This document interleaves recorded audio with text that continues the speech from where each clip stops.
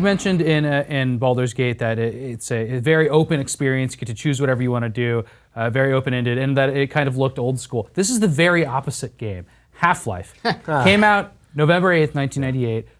Gorgeous, and channeled you right through the story it wanted you to see without you ever knowing that you were being channeled through a story. And in a very clever way. Again, like talking about first-person shooters being one thing, Rainbow Six being another thing. Suddenly you have storytelling told in a first-person perspective, the way that we really hadn't seen it before, right? Like the way, usually games start, you're jumping out of an airplane or you're running into a house and you're shooting people. Half-Life doesn't do that. No. It has very slow build, and it starts to kind of tell you like there's something creepy and weird going on. Before you know it, it's like dimensional rifts have opened and the crap hits the fan. I may be in a minority here, but I actually don't think the story in Half-Life is all that great. But I think the storytelling, like the way they tell the story, is what made that game innovative to me.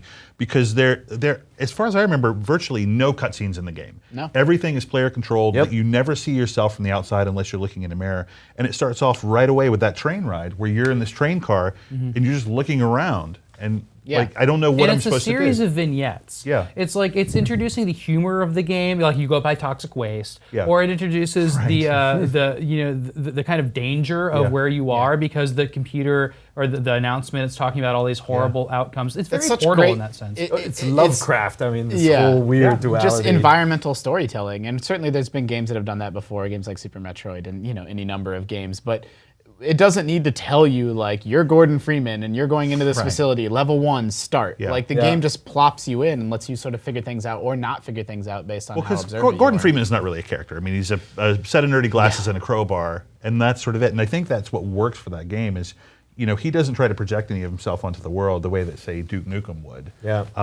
But even in that experiment chamber at the very beginning, like they're telling you what to do, and you're going around taking actions while the game is happening around you.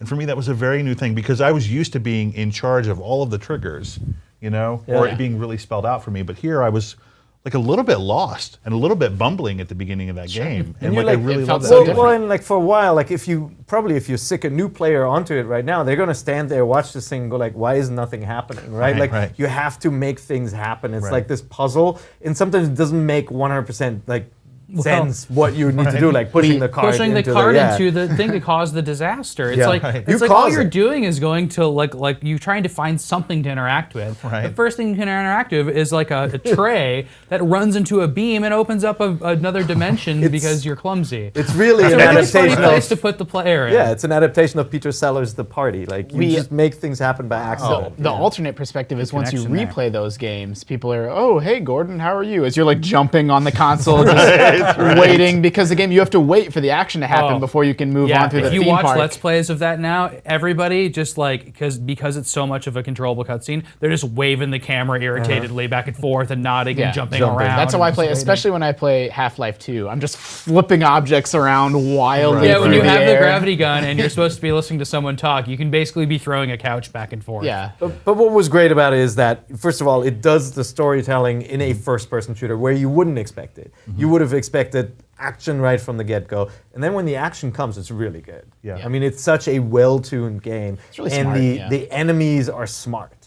Right, like the enemies react to what's going on in real time. It's just a much better game compared to other games that came out. Great weapons, great, and just everything. There are plenty of monsters. There's not really any bosses in the game. There are a couple, but there are plenty of monsters and puzzles where the gun's not going to help you. Like you've got to figure out a way, not even to defeat the thing. You just have to get by it. And I really love that sort of flipping the expectations that you have as a shooter fan on their head, where I'm not actually supposed to kill this thing. I just need to survive. I love that. It's one of those games that, again, has been sort of, if you look at it through the lens of time, lots of games have done it since, but it's hard to overstate how fresh and different that felt at the time, coming off of Quake and Unreal. Like, it was a completely different animal. And then that moves into Team Fortress and Counter-Strike. Like, Valve was very open about what they did with this game and invited people to make their own thing with it. And I mean, that's a good point. There were people, ex-Microsoft, people that started Valve. Yeah, Gabe Newell left Microsoft and started Valve. And when they did that, they had this kind of, I don't know, they've always kind of had like a code